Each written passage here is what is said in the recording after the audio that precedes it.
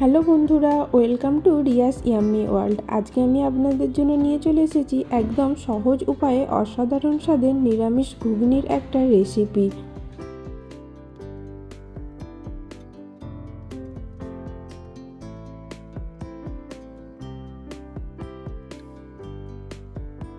ঘুগনি বানানোর জন্য মটরটাকে 4 থেকে 5 ঘন্টা জলে ভিজিয়ে রাখতে হবে। তারপর প্রেসার কুকারে দিয়ে পরিমাণ মতো জল দিয়ে হাই হিটে একটা সিটি পড়ার পর লো হিটে 3 থেকে 4টে সিটি দিয়ে দিতে হবে। এখানে মটরটা সেদ্ধ করার জন্য আমি নুন, হলুদ কিংবা তেল কিছুই ব্যবহার করিনি। নর্মাল জলে মটরটা সেদ্ধ করে নিয়েছি। আজকে ঘুগনিটা আমি ভীষণ সহজ উপায়ে কিন্তু খুব সুস্বাদুভাবে কিভাবে বানানো যায় সেটাই আপনাদের সাথে শেয়ার করব। আমি নিয়েছি দুটো বড় সাইজের আলুগুলো ভালো করে খোলা ছাড়িয়ে নিয়ে ডুমো ডুমো করে কেটে নেব। এইদিকে আলু কাটতে কাটতে ওইদিকে প্রেসার কুকারেও মটরটা সেদ্ধ হয়ে গেছে। প্রেসার কুকারটা বন্ধ করে সাইডে রেখে দেব যতক্ষণ না ভাপটা পুরোপুরি বেরিয়ে যাচ্ছে ততক্ষণের জন্য। আর আমি নিয়ে নিয়েছি ঘুগনির জন্য একটা টমেটো আর 1 গাঁটের মতো আদা। টমেটো আর আদা দিয়েই আজকে ঘুগনির রেসিপিটা আপনাদের সঙ্গে শেয়ার করব। একদমই নিরামিষ একটা ঘুগনির রেসিপি। টমেটোটা টুকরো টুকরো করে কেটে নেব আর আদাটাও পেস্ট করে নেব। আর এদিকে ঘুগনির মশলার জন্য আলাদাভাবে কড়াইতে জিরেটা ভেজে নেব। এটা শুকনো কড়াইতেই ভেজে নেব। জিরেটা ভাজা হয়ে গেলে তারপর সেটাকে ভালোভাবে গুঁড়ো করে নেব। এই জিরে গুঁড়োটাই ঘুগনির স্বাদটাকে একদমই বদলে দেবে। কিন্তু এটা ঘুগনি করার সময় দেব না। জিরে গুঁড়োটা কখন ঘুগনিতে অ্যাড করব সেটাও আপনাদেরকে দেখিয়ে দেব।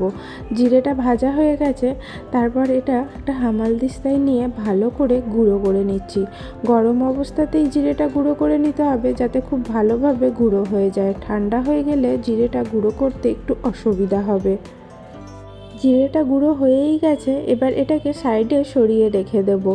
তারপর ঘুগনির জন্য গ্যাসে একটা কড়াই বসিয়ে দেব। কড়াইতে তেল নিয়ে নেব।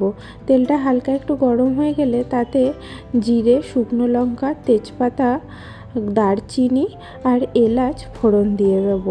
দিয়ে এইগুলো ফোড়নগুলো ভালোভাবে ভাজা হয়ে গেলে তারপর তাতে দিয়ে দেব আদা বাটা। তারপর আদাটা একটু ভালোভাবে ভেজে নেব তেলে।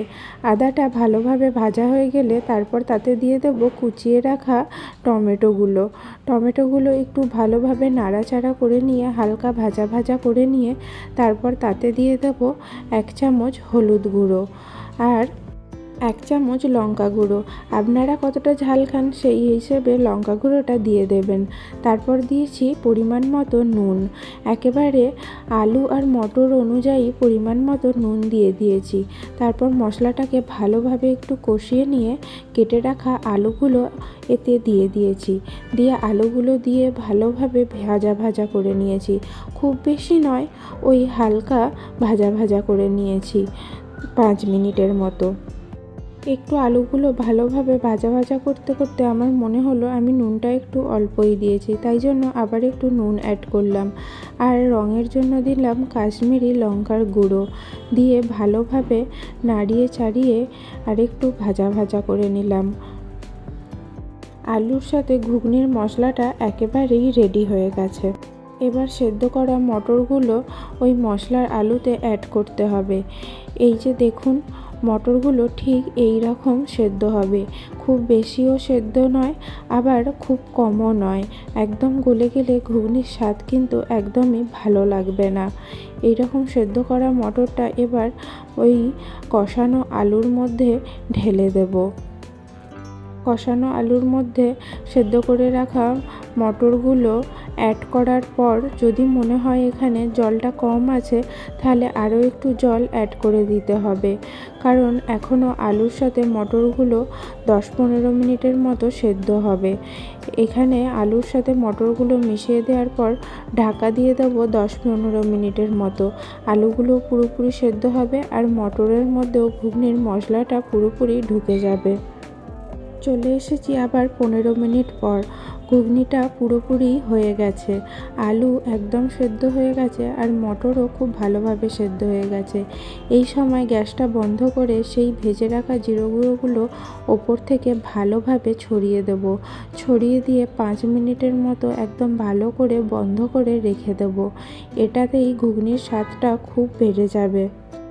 এই পদ্ধতিতে নিরামিষ এই ঘুগনিটা অবশ্যই ঘরে একবার ট্রাই করে দেখবেন।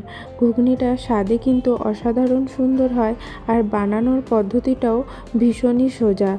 ঘরে কয়েকটা মাত্র জিনিস থাকলেই খুব সহজেই এইভাবে ঘুগনিটা বানিয়ে নেওয়া যায়। আর লুচি কিংবা পরোটার সঙ্গে তো ভীষণ সুন্দর লাগে। তবে আমাদের বাঙালিদের প্রিয় ঘুগনি মুড়ি কিংবা ঘুগনি পাউরুটি, সেটা হলে তো একদমই জমে যাবে। রেসিপিটা ভালো লাগলে একটা লাইক ও শেয়ার অবশ্যই করে দেবেন আর কমেন্টে জানাবেন কেমন লাগলো। আর আমার চ্যানেলটা সাবস্ক্রাইব অবশ্যই করে দেবেন এই রকম সহজ উপায়ে আরও বিভিন্ন ধরনের রান্নার পদ্ধতিগুলো জানার জন্য। দেখা হচ্ছে পরের অন্য কোনো রেসিপি নিয়ে। টাটা।